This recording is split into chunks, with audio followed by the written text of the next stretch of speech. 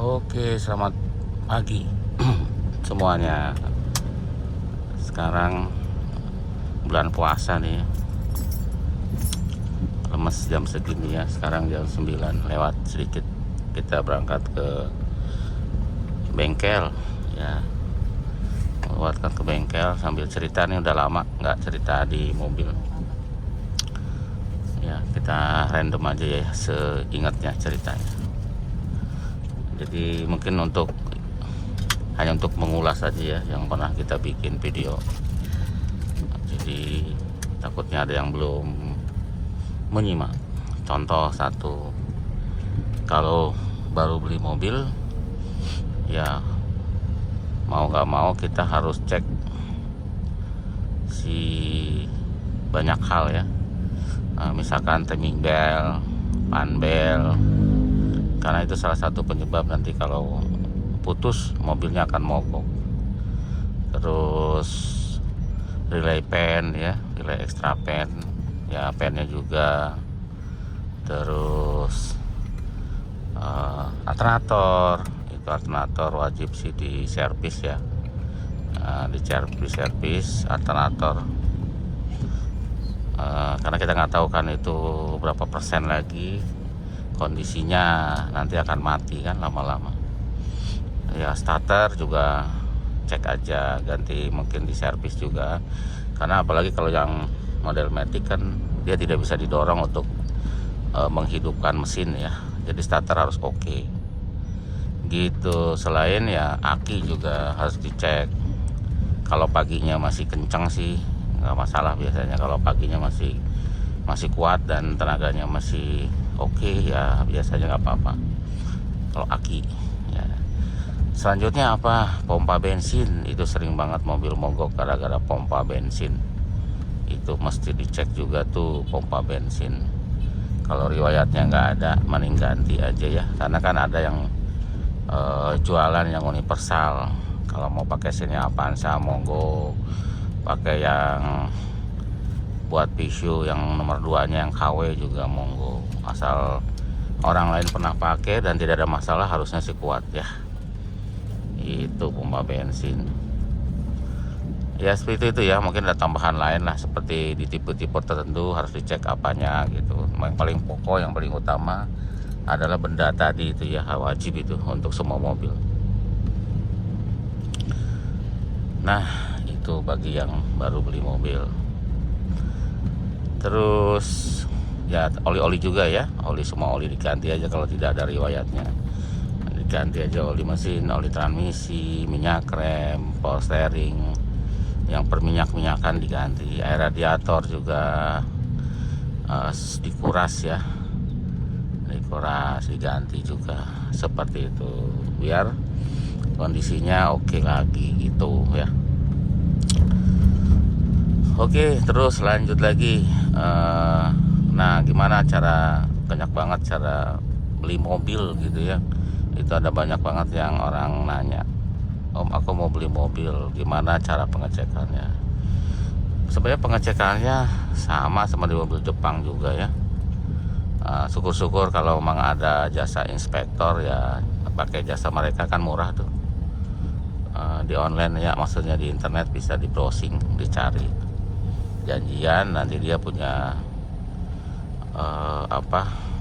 alat untuk mengecek mesinnya, alternator dan sebagainya dia ada. Dan nanti ada dikasih formnya ya, yang udah dicek sama dia, dan hasilnya seperti apa dia akan kasih tahu.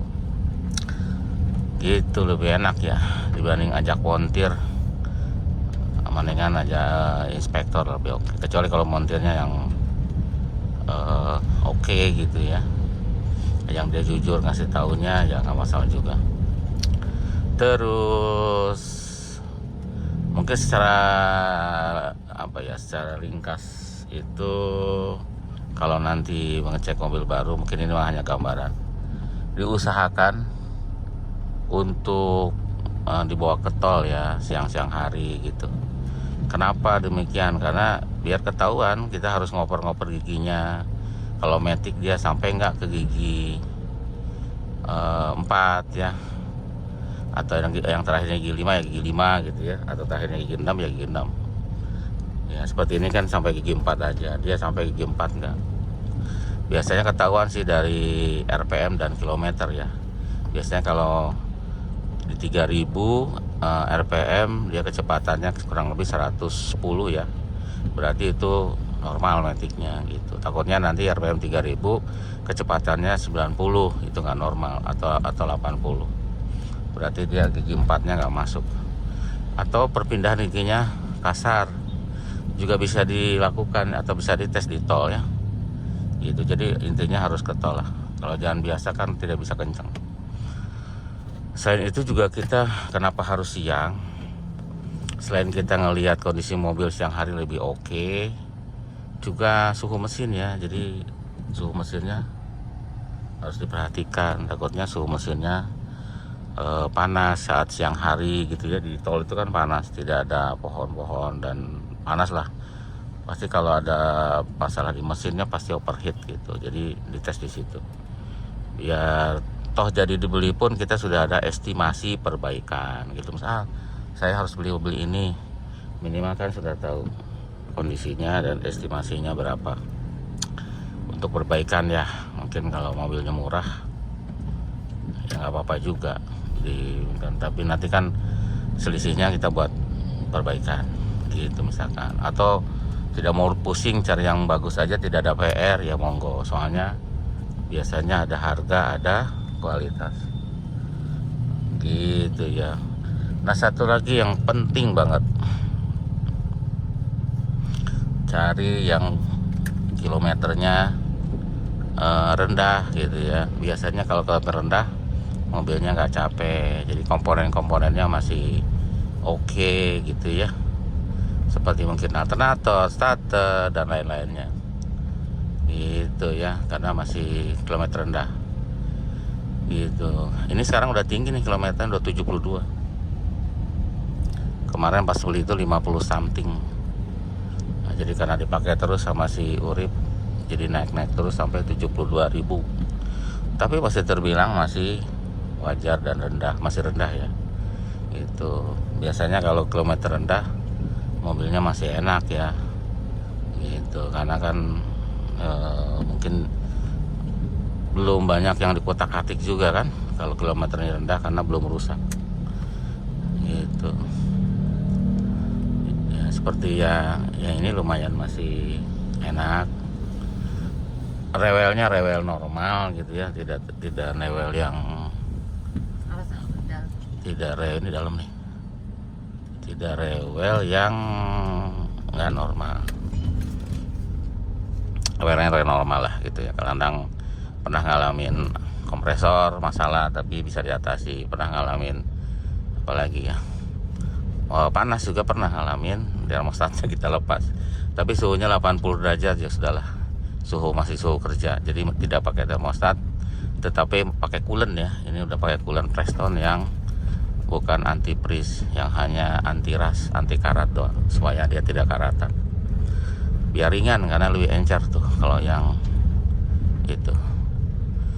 Terus apalagi ya, mungkin itu kali ya videonya. Ini udah masuk ke Jalan Kunir ya, bengkel kita kan di Jalan Kunir. Jadi ya kalau mau ke bengkel ya monggo ya. Kalau mau beli spare partnya aja silahkan juga, ada di Shopee, ada di Tokopedia ya, tinggal searching aja Kamil Motor. Dan hati-hati ya, dipastikan Kamil Motor, takutnya ada ngaku-ngaku Kamil Motor nanti masalah ya pembeliannya ya gitu. Mungkin itu aja ya, terima kasih, mudah-mudahan ini ada manfaatnya. Sampai jumpa lagi di video-video berikut, karena kita paling telat 2 hari sekali kita upload ya videonya, paling telat itu biasanya. Kalau lagi cepetnya ya 1 hari 1 kali. Nah sekarang lagi bulan puasa, jadi sedikit agak males untuk bikin video, tapi tetaplah 2 hari sekali kita usahakan upload. Terima kasih, sampai jumpa lagi.